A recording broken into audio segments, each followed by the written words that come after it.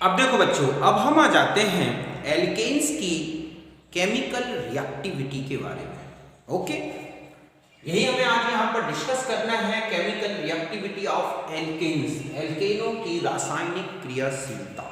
Okay, तो देखो बच्चों, जो एल्केन्स होते हैं वो एक ऑर्डिनरी टेम्परेचर में, मींस एक रूम टेम्परेचर, एक जनरल जो टेम्परेचर प्रेशर की जो कंडीशंस हैं, इन कंडीशंस में जो कॉमन रिएजेंट्स हैं like as acids, bases, reducing agents, oxidising agents, electrophiles, nucleophiles, इनसे नॉर्मली रिएक्शंस नहीं करते।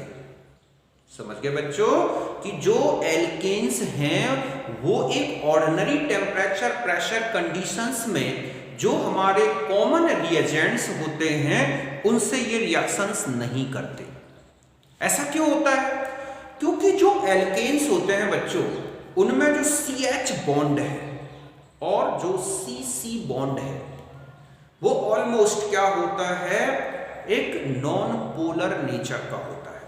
अगर हम CH बॉन्ड की बात करें तो ये ऑलमोस्ट नॉन पोलर है, और CC बॉन्ड की बात करें तो ये टोटली नॉन पोलर है। तो ऐसे में जो रिएजेंट आते हैं वो एल्केन मॉलिक्यूल में एक रिएक्शन सेंटर को फाइंड नहीं कर पाते, मींस उनको वहां कहीं पर भी एल्केन मॉलिक्यूल में एक रिएक्शन सेंटर नहीं मिलता जहां पर वो अटैक करें। तो ऐसे में क्या होगा कि रिएजेंट एल्केन से कोई रिएक्शन नहीं कर पाता।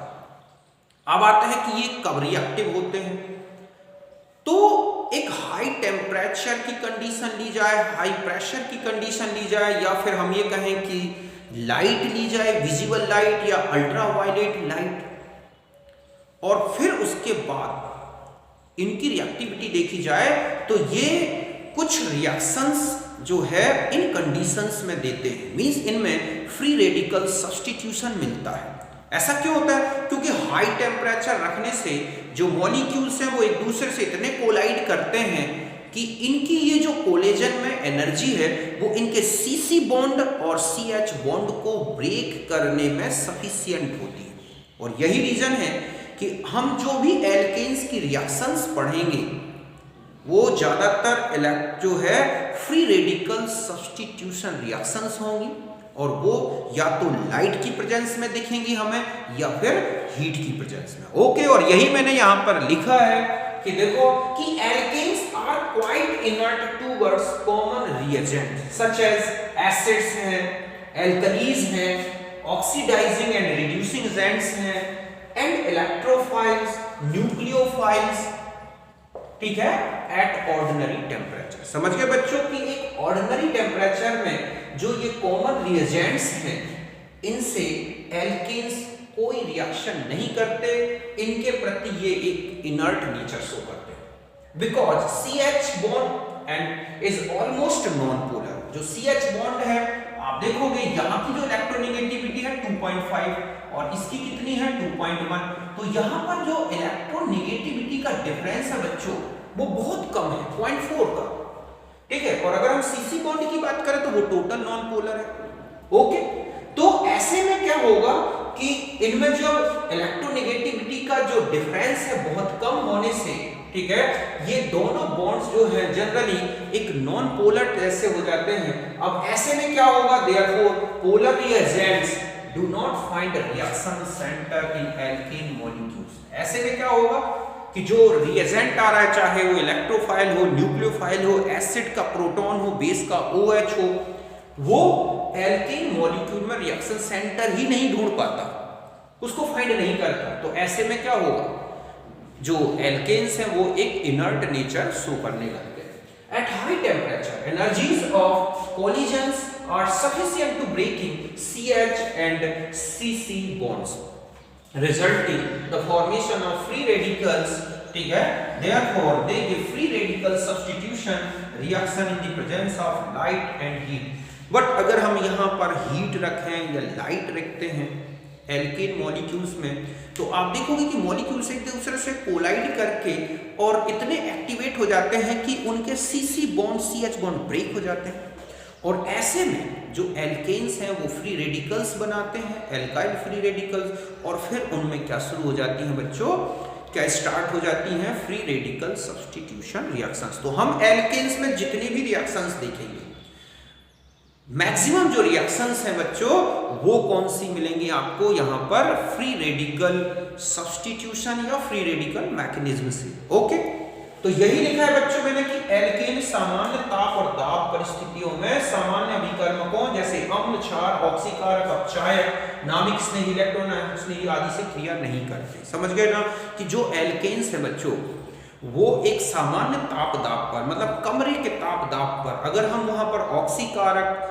मतलब ऑक्सीडाइजिंग एजेंट, अपचायक, रिड्यूसिंग एजेंट, एसिड्स, बेसिस, अम्ल, क्षार या नाभिक स्नेही, इलेक्ट्रॉन स्नेही, इनको अगर हमें अटैक कराते हैं एल्केन्स पर तो कोई रिएक्शन नहीं होगी, वो वहां पर इनर्ट्स होगा। ऐसा क्यों है? क्योंकि इनमें जो CH बॉन्ड है और CC बॉन्ड ऑलमोस्ट क्या है बच्चों, ये नॉन पोलर नेचर का। और ये कारण क्या है इनके नॉन पोलर की, कार्बन और हाइड्रोजन की जो इलेक्ट्रोनेगेटिविटी है उनमें बहुत कम डिफरेंस है। तो ऐसे में जो अभिकर्मक है ना वो एल्केन अणु में कोई क्रियाकारी के अंदर नहीं ढूंढ पाता और कोई रिएक्शन नहीं होती। अब आता है कि अगर हम प्रकाश रख दें या ऊष्मा रखें, हीट की प्रेजेंस या लाइट की, तो आप देखोगे कि इनमें फ्री रेडिकल्स बन जाते हैं एक दूसरे से टकरा के, और फिर इनमें जो भी रिएक्शंस आप देखोगे वो या तो हीट की प्रेजेंस में दिखेंगे या फिर आपको लाइट की प्रेजेंस में, और इनमें जो रेडिकल्स बनेंगे वो फ्री रेडिकल्स, मींस इनमें फ्री रेडिकल मैकेनिज्म होगी। ओके, तो देखो हम यहां समझते हैं इस तरह से, तो इसको मैं मिटाता हूं, अब यहां पर आता हूं। ओके, अब हम ये देखेंगे कि ये जो फ्री रेडिकल्स होते हैं, जो रिएक्शंस होती हैं, वो कार्बन में जो हाइड्रोजन्स हैं, primary, secondary, tertiary, allylic, benzylic, okay, या फिर विनाइलिक, इन हाइड्रोजन के नेचर पर किस तरह से डिपेंड करती है। पहले तो मैं ये बताऊं कि देखो किस तरह से, कि सपोज ये हमारे पास एक एल्केन है, ओके, यहां पर अगर आपने हीट ली या लाइट ली, ओके, तो ये जो है इस तरह से ब्रेक हो जाएंगे CH2 और H, तो यहां पर ये क्या बन गया बच्चों, एल्काइल फ्री रेडिकल। और अब यदि कोई ऐसा रिएक्टेंट जैसे कि मान लो हैलोजन है और लाइट की प्रेजेंस में इसको भी लिया जाए, तो फिर ये क्या होंगे, इस तरह से रिएक्शन में प्रोडक्ट का फॉर्मेशन करेंगे। ओके, और एक फ्री रेडिकल ये बन जाएगा, और इसी तरह से एक एक करके एल्केन्स के जो हाइड्रोजन हैं उनका सब्स्टिट्यूशन होता जाएगा। अभी हम हैलोजनेशन रिएक्शन देखेंगे। तो इस तरह से इनमें फ्री रेडिकल्स बनते हैं लाइट की प्रेजेंस में, हीट की प्रेजेंस में। अब देखो बच्चों कि जो रेट रिएक्शन है, rate of reaction of alkanes, समझ गए ना, कि जो एल्केन्स में अभिक्रिया का वेग है वो directly proportional to the stability of free radical, और हम ये कह सकते हैं कि inversely proportional to the bond energy of CH bond. समझ गए बच्चों कि जो एल्केन है, समझ गए ना, एल्केन की अभिक्रिया का जो वेग है वो किसके समानुपाती होगा, जो मुक्त मूलक जो बनेगा, मुक्त मूलक का स्थायित्व, ओके, और जो CH बंध है, बंध की बंध ऊर्जा, इस पर डिपेंड। मतलब आप देखोगे बंध ऊर्जा ज्यादा तो रिएक्टिविटी कम, मुक्त मूलक ज्यादा स्थायी तो क्रियाशीलता ज्यादा। तो देख रहे हैं आप कि rate of reaction of alkanes directly proportional to the stability of free radical जो बनेगा, या हम ये कहें कि inversely proportional to the bond energy of CH bond. अब देखो यहां पे सपोज आपके पास ये है 1 डिग्री CH, ओके, यहां पर आ जाते हैं 2 डिग्री CH, और यहां पर है हम 3 डिग्री CH। इनकी अगर हम बॉन्ड एनर्जी कंपेयर करें एक एवरेज रूप से, तो आप देखोगे लगभग 100 किलो कैलोरी पर मोल होती है, इसकी लगभग 96 किलो कैलोरी पर मोल होती है, और यहां पर आ जाए तो ये लगभग 93 किलो कैलोरी पर मोल होती है। ये एक एवरेज वैल्यू बता रहा हूं। तो यहां पर अगर बॉन्ड एनर्जी, किस बॉन्ड एनर्जी की बात कर रहे हैं हम, CH, तो यहां पर जो CH बॉन्ड एनर्जी है, आप देखोगे 1 डिग्री CH बॉन्ड को ब्रेक करने के लिए सबसे ज्यादा एनर्जी लग रही है, जबकि ऐसा क्यों बच्चों? क्यों? क्योंकि इनमें जो CH 3 डिग्री वाला है, ये एक 3 डिग्री फ्री रेडिकल का फॉर्मेशन करेगा, तो वो स्टेबल होगा। तो फ्री रेडिकल जो बनेगा वो जितना स्टेबल होगा, उसको बनाने वाला एल्केन उतना ही ज्यादा रिएक्टिव होगा। तो आप देख रहे हैं कि जो बॉन्ड एनर्जी का ऑर्डर है वो ये है, ठीक है, लिख लीजिए। तो अब रिएक्टिविटी का ऑर्डर आ जाएगा, रिएक्टिविटी ऑफ, ठीक है, CH बॉन्ड या CH, ओके। तो सबसे फास्ट 3 डिग्री CH रिएक्शन करेगा, फिर 2 डिग्री CH रिएक्शन करेगा, और फिर कौन बच्चों 1 डिग्री CH रिएक्शन करेगा। तो ये इनकी रिएक्टिविटी का ऑर्डर है। ऐसा क्यों? क्योंकि 3 डिग्री जो फ्री रेडिकल है वो सबसे हाईएस्ट स्टेबल है, फिर 2 डिग्री फ्री रेडिकल, फिर 1 डिग्री फ्री रेडिकल, और उससे कम स्टेबल होगा ये। आप देखोगे कि जो CH3H बॉन्ड है, इसकी जो बॉन्ड एनर्जी है लगभग 105 किलो कैलोरी पर मोल होती है, तो ये तो और ज्यादा बॉन्ड एनर्जी हो गई। तो सबसे कम रिएक्टिविटी किसकी होगी बच्चों? CH3H की, ओके। तो जो CH बॉन्ड होते हैं वो किस तरह का नेचर रखते हैं, कौन ज्यादा रिएक्टिव है, कौन कम रिएक्टिव है, तो इस पे डिपेंड करती है एल्केन की रिएक्टिविटी। अब देखो आपको एक क्वेश्चन बताता हूं कि इस तरह से क्वेश्चन आते हैं, इसमें आपसे पूछा जाता है कि इसमें कौन सा हाइड्रोजन सबसे ज्यादा रिएक्टिव है, या फिर वो ये पूछा जाता है कि इनमें बताएं कि इनकी रिएक्टिविटी का ऑर्डर क्या है। सपोज हम यहां पर आते हैं, ये है हमारे पास एक कंपाउंड, ओके, यहां पर मैं ऐसे लेता हूं, यहां H है, यहां H है, यहां H है, यहां H है।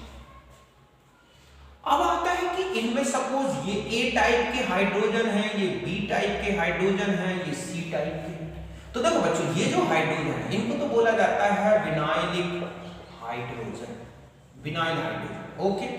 डबल बॉन्ड से फर्स्ट पोजीशन में, अल्फा पोजीशन में कार्बन हो तो इसको बोलते हैं एलाइलिक हाइड्रोजन। और ये जो हाइड्रोजन आपको दिख रहे हैं ये कैसे हैं? ये कहलाएंगे एल्काइल हाइड्रोजन। अब आप जानते हैं कि जो फ्री रेडिकल्स होते हैं, ठीक है, फ्री रेडिकल की स्टेबिलिटी में बता दूं मैं कि सबसे ज्यादा अगर हम इनमें कंपेयर करें तो कौन सा फ्री रेडिकल स्टेबल होगा? Allylic free radical. क्यों? क्योंकि यहां पर कौन सा इफेक्ट आएगा बच्चों? Resonance effect. ये किसके कारण है? रेजोनेंस इफेक्ट के कारण। फिर उससे कम स्टेबल कौन होगा? Alkyl, alkyl free radical. और उससे कम स्टेबल होगा विनाइल फ्री रेडिकल। तो मैंने अभी आपको बताया कि जो रेडिकल जितना ज्यादा स्टेबल होगा उसको बनाने वाला ग्रुप, या जो हम कहें कि जो हमारे पास ये रिएक्शन सेंटर है, वो उतना ज्यादा रिएक्टिव होगा। तो अब आप यहां देखें कि सबसे ज्यादा रिएक्टिव कौन से हाइड्रोजन होगा बच्चों? Allylic hydrogen. अगर हम इनकी रिएक्टिविटी की बात करें तो एलाइलिक हाइड्रोजन मींस ये जो हाइड्रोजन है डबल बॉन्ड के पास के अल्फा पोजीशन, ये वाले, ठीक है। तो ये कौन सा हाइड्रोजन होगा? बी। फिर कौन से आ जाएंगे हमारे पास?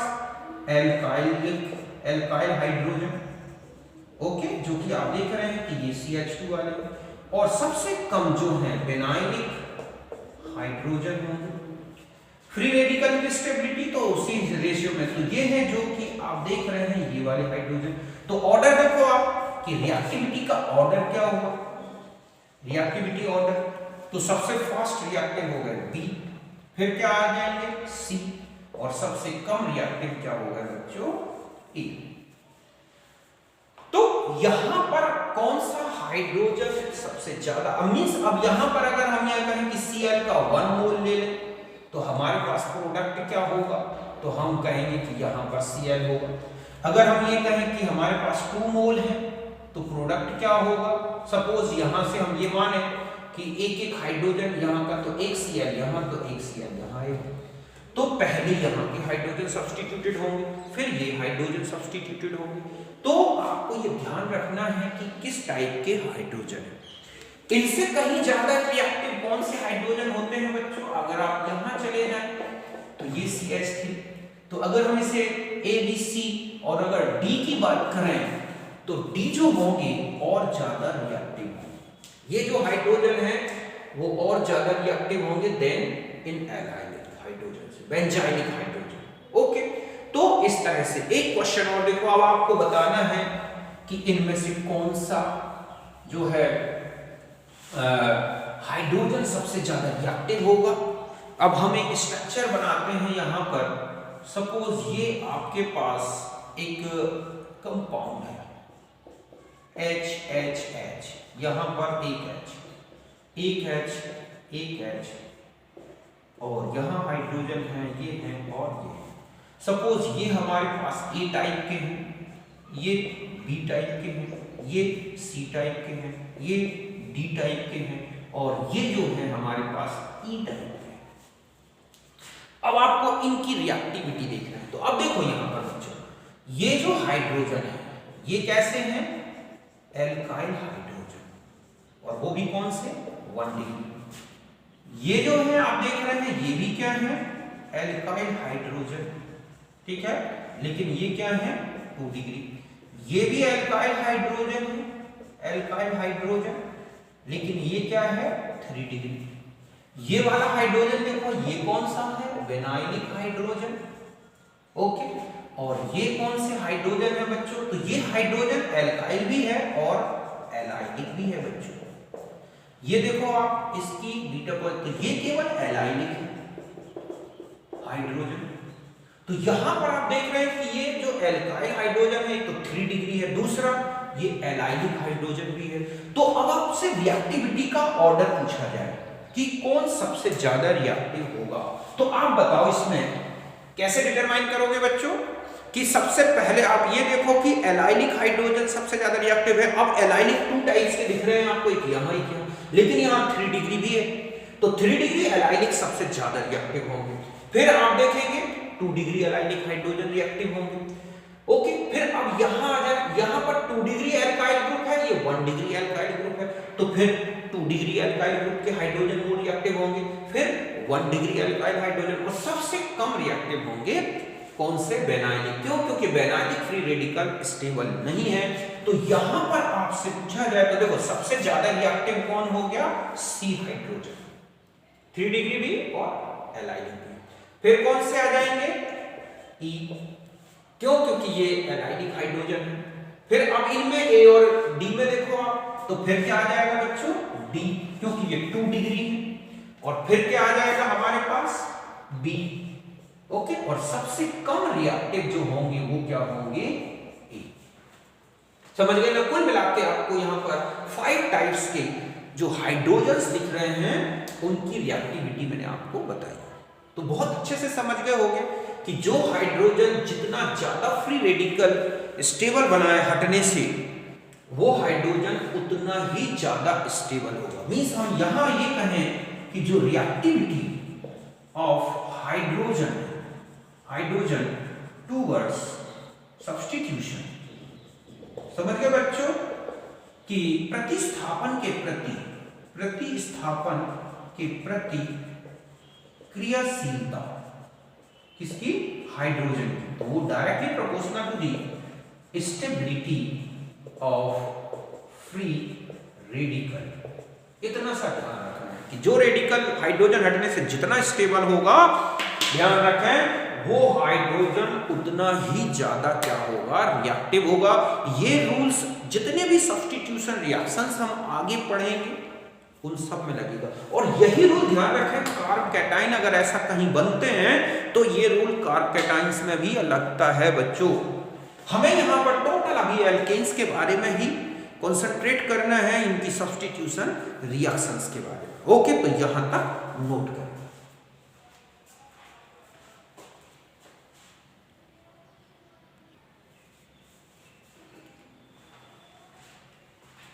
अब देखो बच्चों, अब हम आ जाते हैं एल्केन्स की फ्री रेडिकल सब्स्टिट्यूशन रिएक्शंस में। ओके, और उनमें जो फर्स्ट रिएक्शन है वो है halogenation, means replacement of hydrogen of alkane by halogen in the presence of heat or light or peroxide or any catalyst।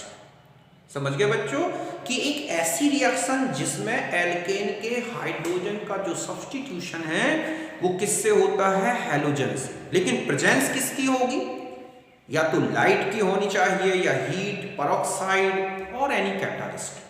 तो ऐसी रिएक्शन को हम क्या बोलते हैं, हैलोजिनेशन। समझ गए बच्चों कि एल्केन के हाइड्रोजन का प्रतिस्थापन किससे होगा, हैलोजन से।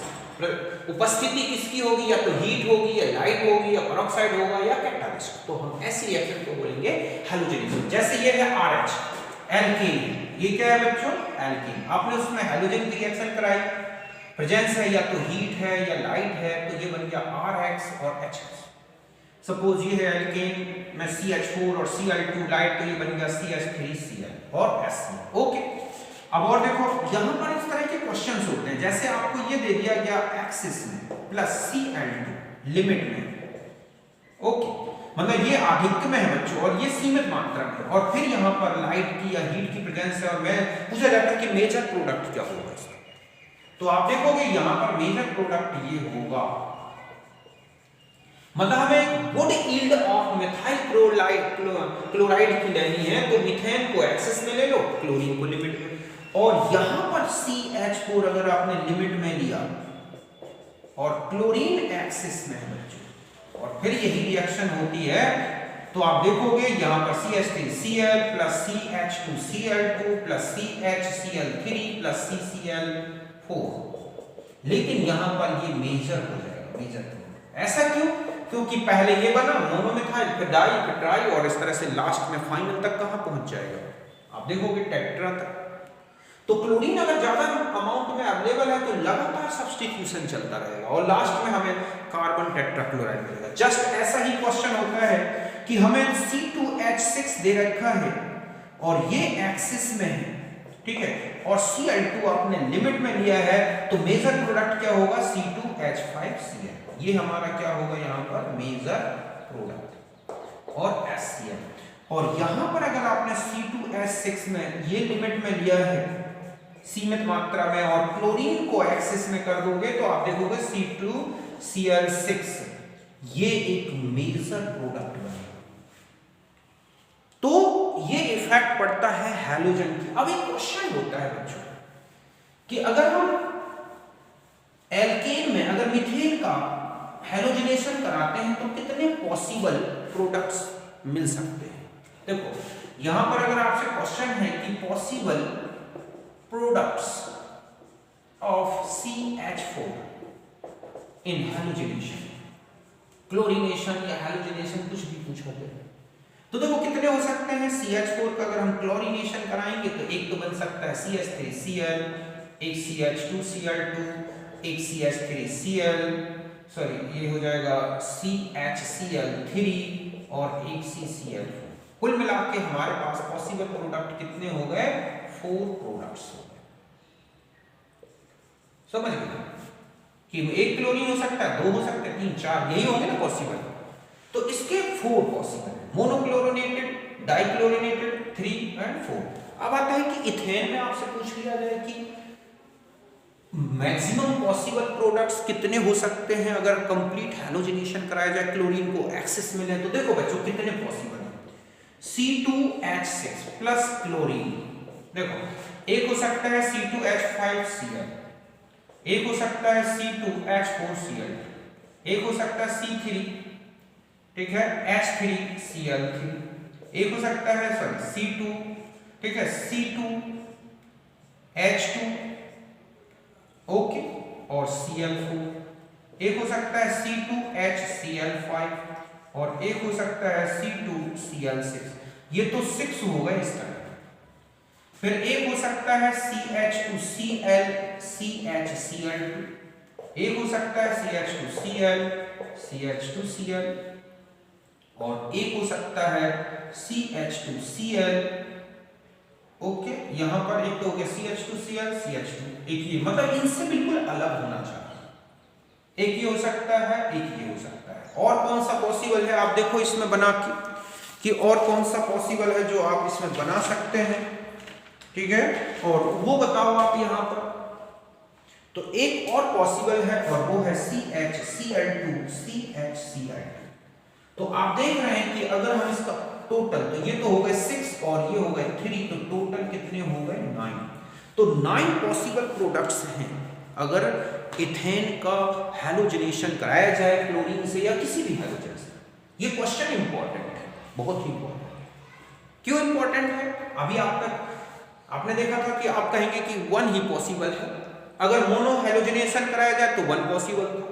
डाई हैलोजनेशन कराया जाए तो भी क्या होता कि उसमें डाई हैलोजनेशन में अगर आप आते कि अगर मैं कहता कि ये तो हो गया पॉली हैलोजनेशन, अगर मोनो हैलोजनेशन कराएं, ठीक है, तो मोनो हैलोजनेशन में कौन सा पॉसिबल है बच्चों? CH2Cl एक ही। अगर हम डाई हैलोजनेशन कराएं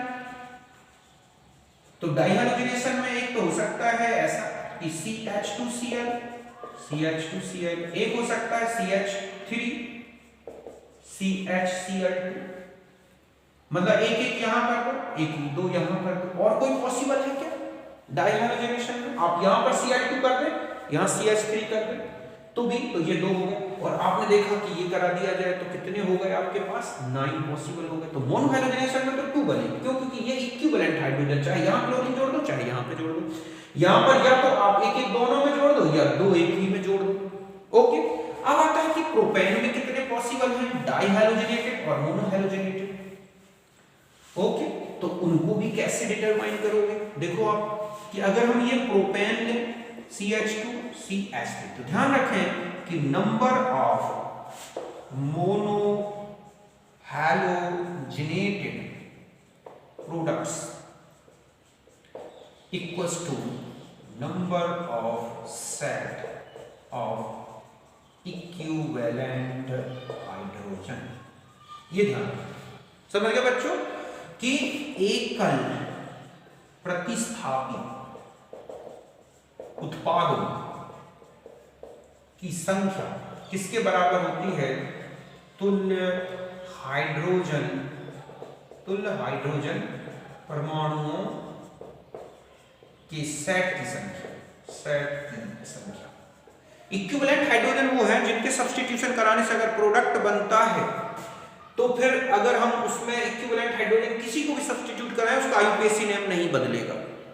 जैसे यहां पर देखो आप, एक ये हाइड्रोजन, एक ये वन सेट, ये one set of equivalent hydrogen, ठीक है, और एक सेट ये है, ठीक है, other set of equivalent hydrogen. इसका अगर हाइड्रोजन सब्स्टिट्यूट करोगे तो नेम बदल जाएगा आईयूपीएसी नेम। अगर इनका या इनका करोगे तो इनका इक्विवेलेंट हाइड्रोजन सेट है। तो अब आता है कि मोनो में इसके कितने प्रोडक्ट्स पॉसिबल हैं? देखो बच्चों, CH2 CH3। अगर आप यहां पर क्लोरीन का, तो एक प्रोडक्ट तो हो सकता है CH3 CH2 CH2Cl, चाहे यहां लगा दो, यहां नेम तो वही है, और एक हो सकता है CHCl CH3। अब मैं पूछूं कि डाई सब्स्टिट्यूटेड कितने पॉसिबल हैं प्रोपेन में, तो आप कैसे निकालोगे? तो देखो आप कि अगर हम डाई, तो ये कौन से हो गए? Mono substituted.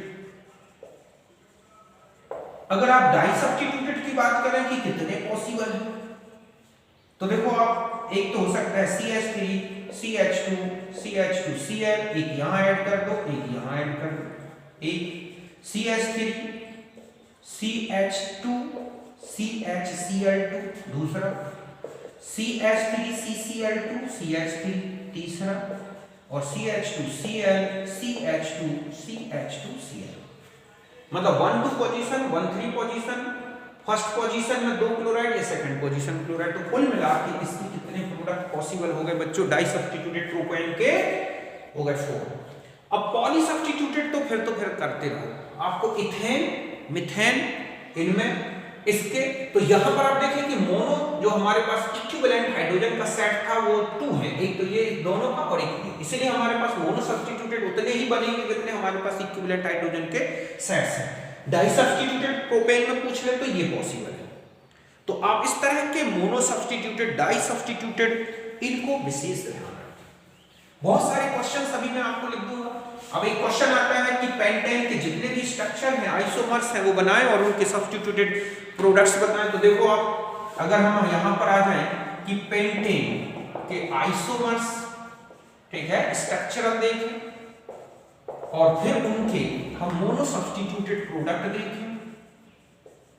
सब्स्टिट्यूटेड प्रोडक्ट्स तो कितने पॉसिबल है? तो देखो बच्चों, CH3 CH2 CH2 CH2 CH3, एक तो ये हो सकता है CH3 CH CH3 CH2 CH3, और एक हो सकता है आपके पास CH3 CH3 CH3। अब मैं पूछता हूं कि यहां पर इक्विवेलेंट हाइड्रोजन कितने हैं, बताओ आप बता सकते हो यहां पर? तो आपने देखा कि ये सेट और ये सेट एक ही है, ये सेट और ये सेट एक ही है, और ये अपने आप में अलग है। तो यहां पर जो हमारे पास मोनो सब्स्टिट्यूटेड प्रोडक्ट्स होंगे फर्स्ट वाले इसमें, तो वो कितने होंगे? 3, या यहां एक जोड़ दो, यहां या यहां एक जोड़ दो, ठीक। यहां पर आ जाए, आप देखो इक्विवेलेंट हाइड्रोजन सेट कितने हैं यहां पर? सेट्स तो एक सेट, दूसरा सेट, तीसरा सेट, चौथा सेट, तो कुल मिला के 4 है। तो मोनो सब्स्टिट्यूटेड कितने हो सकते हैं बच्चों? एकल प्रतिस्थापी भी कितने होंगे? 4। अब यहां आ जाओ बच्चों, 1 2 3 एंड 4। आप यहां पर इक्विवेलेंट हाइड्रोजन सेट ओनली 1, तो मोनो सब्स्टिट्यूटेड प्रोडक्ट भी कितना होगा? 1 होगा। तो इस तरह से हैलोजनेशन में कितने मोनो सब्स्टिट्यूटेड प्रोडक्ट्स पॉसिबल हैं, ये केवल आप इतना देखें कि आपके पास इक्विवेलेंट हाइड्रोजन कितने हैं, बस उसके बेस पर आप कुल मिला के मोनो सब्स्टिट्यूटेड प्रोडक्ट्स निकाल दें। वैसे मैंने आपको हैलोजनेशन की जो रिएक्शन है, इसकी फ्री रेडिकल मैकेनिज्म, ये मैं पहले ऑलरेडी बता चुका हूं। अब देखो बच्चों, रिएक्शन विद, अगर हम फ्लोरीन की बात करें कि रिएक्शन विद फ्लोरीन, ठीक है, तो ये जो है highly reactive and violent. Fluorine के साथ जो हैलोजन की रिएक्शन है बहुत ही वायलेंट होती है, बहुत एक्सप्लोसिव रिएक्शन। मींस यहां पर क्या लिख सकते हैं बच्चों? एक्सप्लोसिव। समझ गए बच्चों कि बहुत ही तीव्र अभिक्रिया है, विस्फोटक और अत्यधिक क्रियाशील, अधिक क्रियाशील।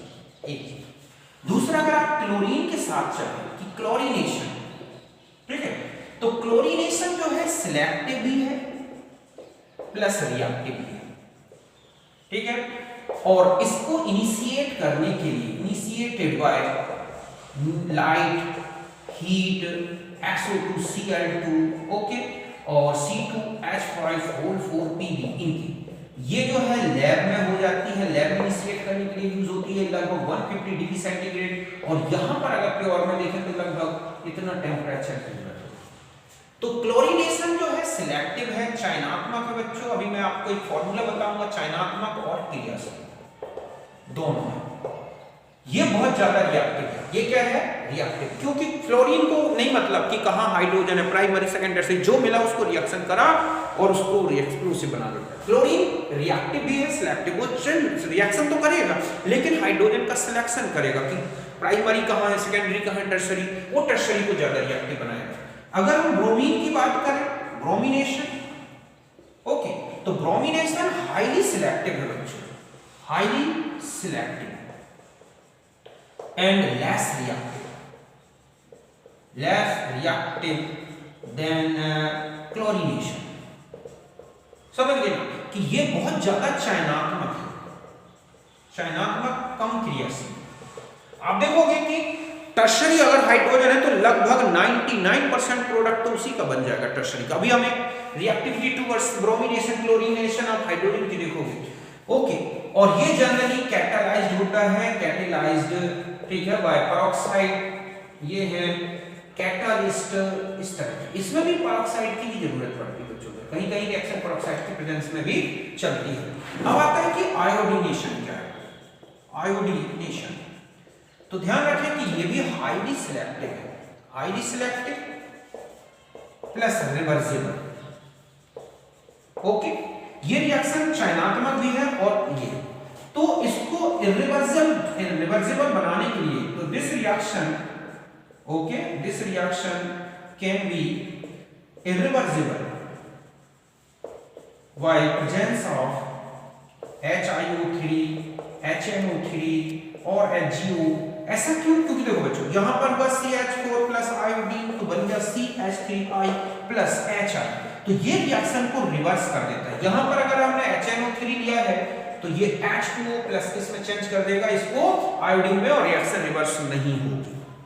तो यहाँ पर इस तरह से आपको ध्यान रखना है कि क्लोरीनेशन हाईली रिएक्टिव है और वायलेंट एक्सप्लोसिव है। क्लोरीनेशन सिलेक्टिव भी है, रिएक्टिव भी है। ब्रोमिनेशन हाईली सिलेक्टिव है, लेस रिएक्टिव है। और आयोडीनेशन हाईली सिलेक्टिव है और रिवर्सिबल है। इरिवर्सिबल से इरिवर्सिबल बनाने के लिए उत्क्रमणीय है। समझ गए बच्चों? उत्क्रमणीय है। अगर अनुत्क्रमणीय करना है तो HNO3 की प्रेजेंस ला दो, रिएक्शन इरिवर्सिबल हो जाएगी। तो यहां तक नोट करो।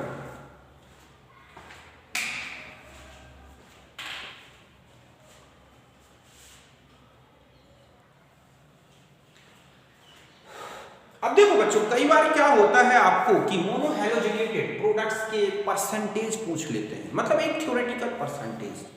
एक्सपेरिमेंटल तो कुछ और हो भी सकता है, बट परसेंटेज अगर आपको कैलकुलेट करनी है, इस तरह के ऑब्जेक्ट आते हैं तो आपको क्या करना है। तो देखो ये फॉर्मूला होता है मोल्स ऑफ, ठीक है, प्रोडक्ट्स। तो reactivity of hydrogen towards halogenation, कि जो भी हैलोजनेशन दिया है उसके रिस्पेक्ट में हाइड्रोजन की रिएक्टिविटी क्या है, into number of equivalent hydrogen in set, कि जो एक सेट है उसमें इक्विवेलेंट हाइड्रोजन क्या है, तुल्य हाइड्रोजन की संख्या और हाइड्रोजन की क्रियाशीलता। देखो आपको अलग अलग दे रखा होगा। क्लोरीनेशन में जो रिएक्टिविटी ऑफ हाइड्रोजन है, समझ गए ना बच्चों, कि जो विभिन्न प्रकार के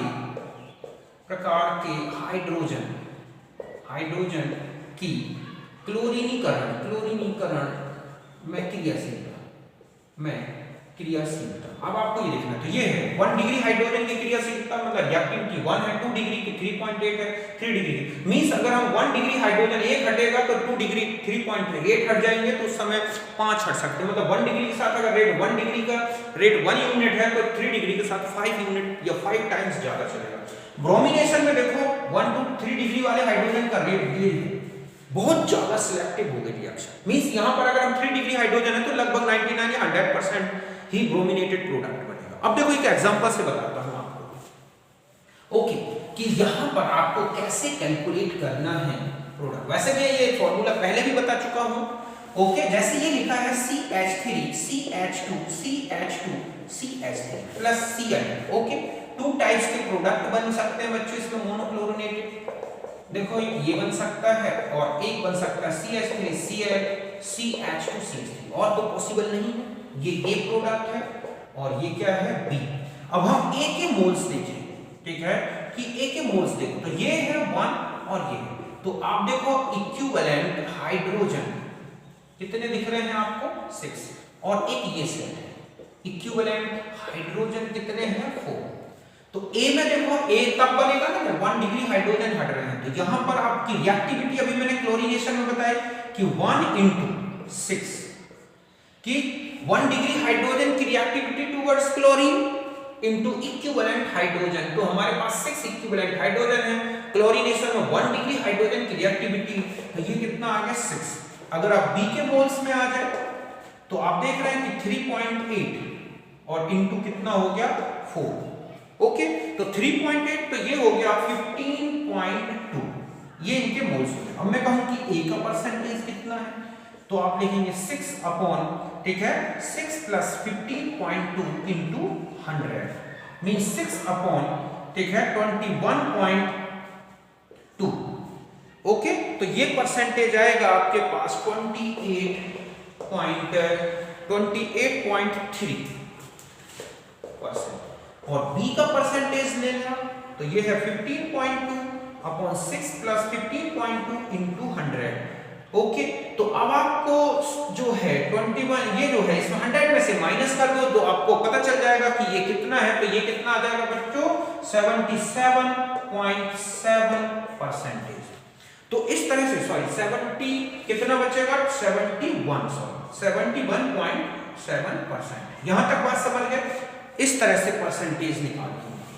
अब आप अगर यहां आ जाए कि ब्रोमिनेशन कराया गया होगा तो क्या प्रोडक्ट्स की कंसंट्रेशन हो सकती है। तो आपको यहां पर अगर ब्रोमिनेशन देखें कि ये है हमारे पास CH3 होल थ्राइस CH और Br2, तो आप देखोगे कि यहां पर CH3 होल थ्राइस CBr, ठीक है, और plus CH3 whole twice CH2Br, तो ये लगभग 99% और ये अप्रोक्सीमेट 1% ही बनता है, बहुत ज्यादा सिलेक्टिव रिएक्शन।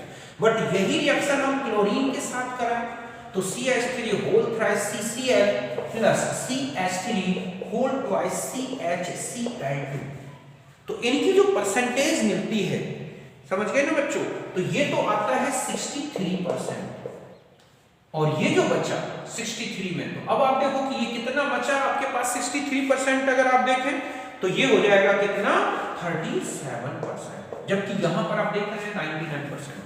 तो ये रिएक्शन ब्रोमिनेशन बहुत ज्यादा क्या होती है, सिलेक्टिव है, ये रिएक्टिव भी है, सिलेक्टिव, ये बहुत ही स्लो भी चलती है reaction bromination, okay, slow reaction है बट हेलोजिनेशन फास्ट है, but more less selective than bromination. तो यहां तक आप समझ गए होंगे। अब मैं कुछ आपको रिएक्शंस दे देता हूं, आप उनको कंप्लीट करना।